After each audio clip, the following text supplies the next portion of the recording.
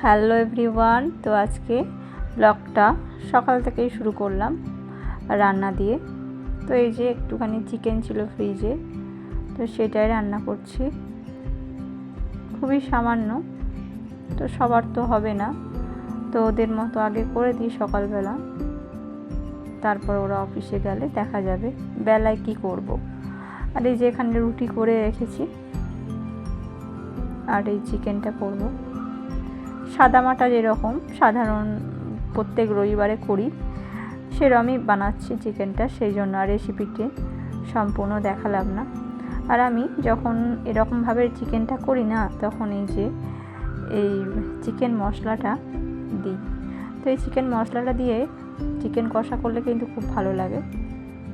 আর সাথে একটু ডাল বানিয়ে নেব, তাহলেই হয়ে যাবে। এত বৃষ্টি ছিল কালকে, সেই জন্য তোমাদের দাদার একটু কাজও ছিল, বাজারে যেতে পারেনি, তাই সাদামাটাই রান্না করলাম। আর এই যে এখানে আমের চাটনি আমার ফ্রিজে সবসময় বানানোই থাকে। এটা হচ্ছে আমড়ার চাটনি, এটা আমি কখনো দিয়ে দেব, শেয়ার করব তোমাদের সাথে ভিডিওটি কীভাবে বানায়। খুব ঝটপট বানানো হয়, খুব তাড়াতাড়ি, খুব সময় লাগে না বেশি, কিন্তু খেতে খুব ভালো লাগে। আমাদের পরিবারে কিন্তু সকলেই ভাত পাতে একটু লাস্টে চাটনি না হলে ভালো বেশ খাওয়াটা জমে না।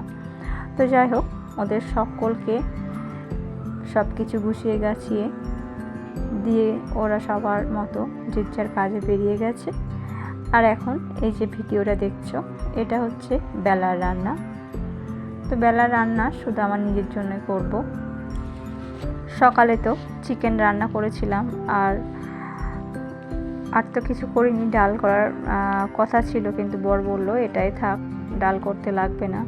ও খুব একটা ডাল পছন্দও করে না, বানালে খুবই সামান্যই খায়। তো যাই হোক বন্ধুরা, এটা বেলার দিকে আমি আমার জন্যই করলাম। 3 পিস দেখলাম ফ্রিজে মাছ ছিল। তো কালকে বলেছিলাম প্রথমেই যে এত বৃষ্টি হচ্ছিল, সেই জন্য বাজারে বেরাতে পারিনি, সেই জন্য যতটুকু চিকেন ছিল সেটাই রান্না করে ওদের সকালে দিয়েছিলাম। তো যাই হোক, 3 পিস দেখলাম ফ্রিজে মাছ আছে, তো সেই জন্য ভাবলাম আজকে এই মাছটাই যাই হোক কিছু করে নিই। তো ঝোল ঝাল সব সময় ভালোও লাগে না খেতে, আর আমি একটু কমই পছন্দ করি ঝোল ঝাল খেতে। তো আমার মনে হয় একটু ভাজা মাছ, একটু আলু সিদ্ধ, এসব দিয়ে ভাত খেতে আমার বেশ ভালো লাগে। তো দেখো 3 পিস মাছ ছিল, ওটাকে ভেজে তুলে নিলাম। ওই তেলের মধ্যেই এখন দিয়ে দিলাম একটুখানি পেঁয়াজটাকে ভাজা হয়ে গেলে তুলে নেব।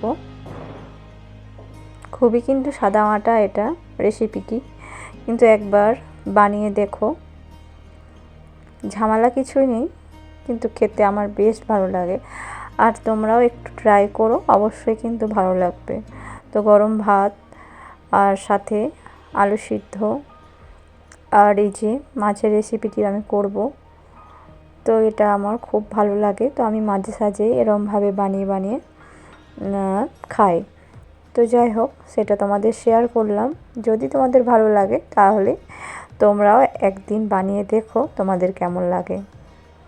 দেখো, সাথে আমি যেরকম ঝাল পছন্দ করি, তো সেরকম 2টো লঙ্কা আমি শুকনো লঙ্কা ভেজে নিলাম। এই যে সব কিছু নিয়ে এবার চলে এসেছি। তো দেখো, একটুখানি নুন দিয়ে শুকনো লঙ্কাটা আর এই যে পেঁয়াজটাকে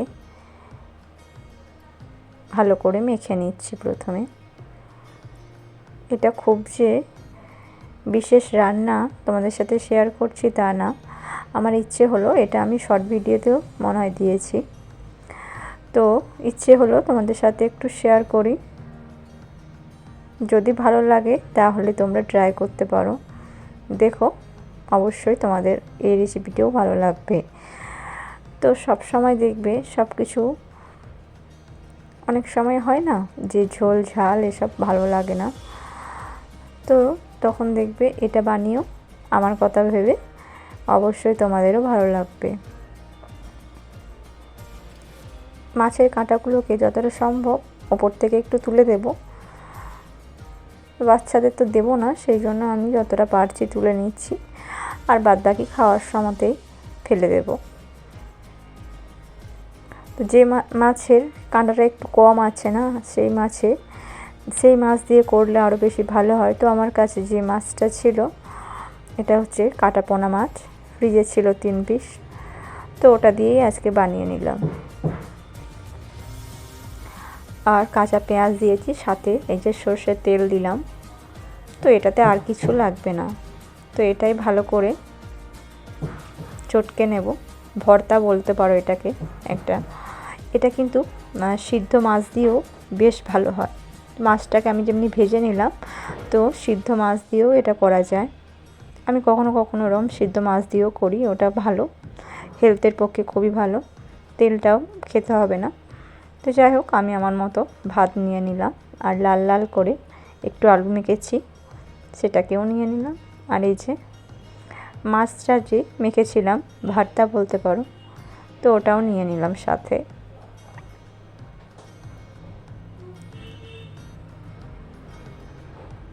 আর একটুখানি নিলাম এই যে চাটনি, ওটা না হলে তো হয়ই না।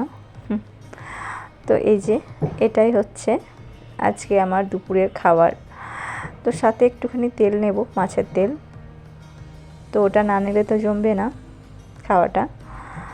তো যাই হোক, তোমরা হয়তো ভাববে কী না খাই, তো এটা কিন্তু আমি অনেক তৃপ্তি করে খাই। তো তোমাদের খারাপ লাগলে বা ভালো লাগলো, তো সেটা কিন্তু আমাকে কমেন্টে জানিও অবশ্যই, যে তোমাদের এই রেসিপিটি বা আমার এই খাওয়াটা দুপুরের কেমন লাগলো।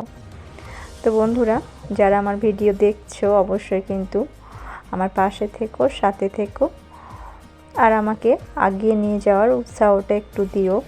কমেন্টে জানিও আমার ভিডিও তোমাদের কেমন লাগে,